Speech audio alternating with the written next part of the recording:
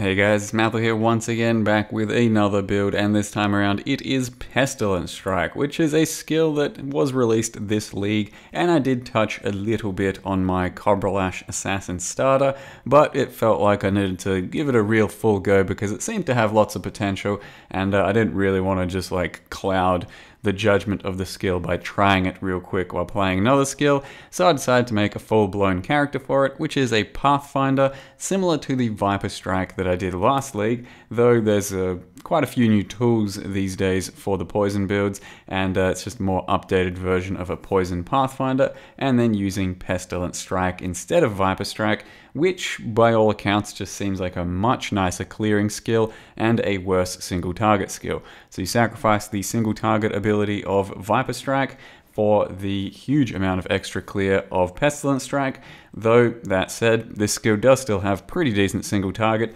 Comparatively, my DPS currently is about 3 million, the Viper Strike being slotted in 1-for-1 is about 5 million. So what Pestilent Strike actually does, if you're unaware, is when you slap things with your default attack, or just hit things with Pestilent Strike, they get marked for Pestilence, and if that mob dies, it will then kind of explode and deal all of its poison damage, or remaining poison damage to still be done, to things all around it as a big poison dot over the next 1 second. So we're talking, if I have, let's say, 3 million damage, it will apply half of that damage to things around it. So if I stab 2 things at once, which I currently do with Tribal Fury, meaning I hit 2 enemies per strike, and those 2 enemies die, they will then explode, dealing 1.5 additional million poison damage to everything around it. That kind of also will be spread with my Poison Pathfinder proliferation, as can be seen in this Blight map that I did. You can really see some of the insanely large poison prolifs that just carry you through a lot of the content in the game currently, or at least a lot of the large-scale content like this. So Poison Prolif off the Pathfinder scales pretty damn nicely with the Pestilent Strike as well. I don't think Pestilent Strike would be anywhere near as effective without this sort of Prolif. So use both at once and you get some pretty tasty chains, and overall I think it should be a very nice delving character, which I've yet to really take on for my deepest delves and all that, but just for general clearing and mapping, it has been an extremely fast character, especially on the melee side of things. My Whirling Blades are very fast, and then just throw out 1 or 2 stabs and it should clear 1, 2, maybe the entire screen worth of packs, and ends up being pretty damn quick. I think the character's barely like 10 hours in at the moment and almost level 90 because the prolifs are just that thick and that worth it. And this is the claw version of the build, so I don't have a binos or anything like that, but the assassin with binos could certainly pull off some pretty similar things.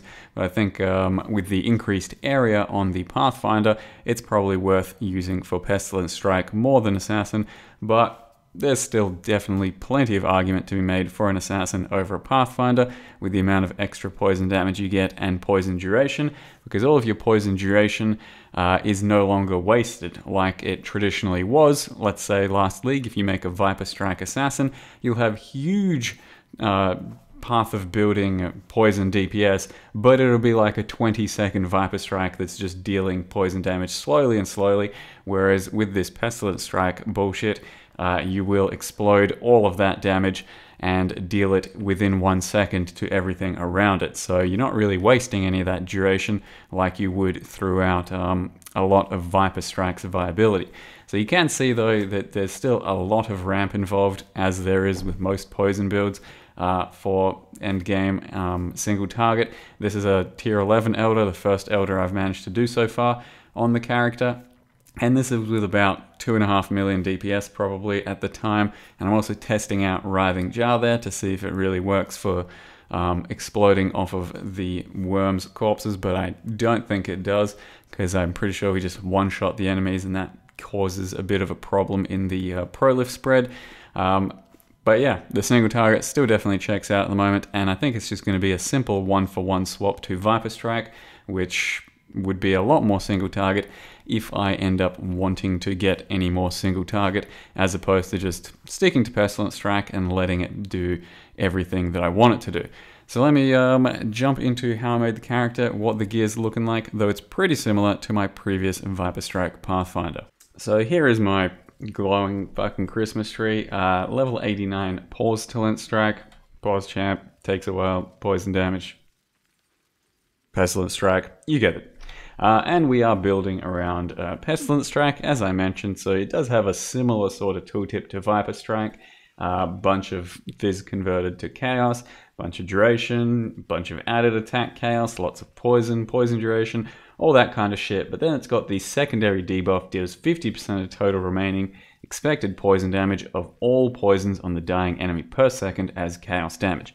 So you stab one thing, it has a lot of poison damage that it's going to still do, but it dies instantly, and then it explodes, and all of that poison damage is dealt to things all around it, and it actually works really well. Like, when I first saw the preview for it, long before the league even came out, it was probably the most underwhelming of the skills, and I thought one that would be just not that good in the current clear speed meta, because you have to stab something, that thing has to die, then has to explode, and then degen everything else. But it really is quite fast and satisfying, and I can easily recommend it as a character or a skill to build around. So we have that, and comboed with the Prolif from Pathfinder's built-in Prolif and the increased area effect there, ends up being very nice for clearing everything. And the setup at the moment is Pestilent Strike, added Chaos, Deadly Ailments, Unbound Ailments, Vile Toxins, and then Melee Fizz as our last support. But for almost the entirety of the character's duration, I was running Ancestral Call for the 2 extra targets, and that still is really nice for clear speed, and really good for your overall just feel of the character, because you don't want to have to run up and stab one thing at a time. You want to be able to stab many and from a distance, but you can then substitute Ancestral Call for Melee Fizz and start running Tribal Fury on your amulet, which is a hidden passive that costs 1 gold, silver, and opalescent, and then gets you an additional strike nearby. So it's almost like an Ancestral Call. Instead of getting 2 strikes, you get 1 strike, but that means that you don't have to sacrifice a really big DPS support here, or you could also use multi-strike in place of that, because it does feel pretty good having that sort of auto target. So it's something you should probably play around with, but if you don't want to anoint Tribal Fury, it's fine. Just use Ancestral Call all of the time, and then sub in multi-strike or Melee Fizz for single target. And it really isn't that big a deal. I didn't notice a difference particularly much when I swapped into Tribal Fury. So I don't think it really matters if you don't have this anoint. It's just maybe going to get you some better clear or feel for single target later on in the game. And then the rest of the gear is kind of similar to most other Pathfinders or poison characters that you try to make, and I have made in the past. You got your claws that are based around the 60% to deal 100% more poison damage mod. That's coming from Delve, which is from the Corroded Fossil mod. So to craft these claws, it's usually still pretty simple. You need 1 Aberrant, 1 Metallic, 1 Corroded Fossil in a Resonator, and then hit it a bunch of times until you get something you're satisfied with. Ideally, you're looking for the 60% mod and flat chaos, and then you can craft some attack speed or craft some chaos damage over time multiplier. And if you really want to go super hard on this sort of thing, you can still just isolate those 2 prefixes like I have here, and then get a prefixes cannot be changed craft, scour the claw so that you only have those 2 prefixes left, and then multi-mod it. And in the end, it will deliver a much nicer claw than my current one, but it will cost you an additional like 5 or 6 exalts to finish, and it's something I'll probably do because fuck it, why not? And if you can get 2 of those rolling, then my poison damage, which is currently like 3 million, will go up to like 4, maybe 4.5 million. So it's pretty worth doing, but it's min-max. It doesn't really have to be done. A simple claw like this is gonna get you just as far throughout the entire game, because almost all of the scaling of the skill is coming from Pestilent Strike and the added chaos damage support, and then your links as well as your passive tree. That's pretty much the power of poison. It's just very passive tree and link dependent. Then we have Pestilent Strike, 40% duration with a Delve minus Chaos crafted helm. Got just a bunch of resists and accuracy on a ring. We do have non-channeling skills, have minus mana cost there as well as there, because it really helps to have like basically no cost on your skill for this sort of thing, and to be able to reserve all your mana. And I think it's worth doing because our prefix crafts aren't that amazing anyway. So this one, since we didn't need another minus mana, we put added chaos damage onto it instead. For gloves, I just kept rolling aberrant fossils onto gloves for the 16 chaos damage over time multiplier mod, but you can actually end up making quite a lot of nice gloves by doing that. Aberrant fossils are cheap as fuck, and onto elder gloves, you just keep spamming them until you try and get something good. I ended up with quite a few gloves that I was very happy with. The current gloves I have are just slightly better than the rest of them, but with aberrant fossils it seems pretty easy to craft nice gloves that will be your best in slot for poison damage. Got a belt with reduced flask charges gained, got some boots that have some dodge on them. I found these myself, and the enchant currently worthless. I mean, I'm basically never going to be taking a critical strike. It's just what I've landed on so far, and that's basically the gear. I then was trying out Writhing Jar, but yeah, I don't think it really does anything for the prolif or the poison spread. So currently just running a Quicksilver, but I can easily replace it for something else like a Basalt Flask just to be a bit tankier. Then got a Witchfire, Corralitos, and Chemist Silver Flask. And all of that is pretty high sustain as a Pathfinder, so it is very convenient using a Pathfinder for this shit. And the only other thing that really needs any mention is a Watcher's Eye that has 21 damage over time multiplier while affected by Malevolence. So that is going to be a decent bit of a boost while using Malevolence at the moment. So we do have Malevolence, Skitterbots, which, if you're unaware, just run around and chill and shock enemies. So just a pure 20% damage multiplier there. And then Precision leveled as much as I can to get some nice accuracy rolling. Still not fully capped on accuracy, but when I've got my golem up, it's close, and it's something I'm happy enough with at the moment. So that's where Skitterbots, Malevolence, and Enlightened level 3 are. You then have Spell Totem, Multi-Totems, and Wither, so that's your Wither Totem setup, which will be withering the single target quite profusely. We'll also attach something else here eventually, probably a faster casting.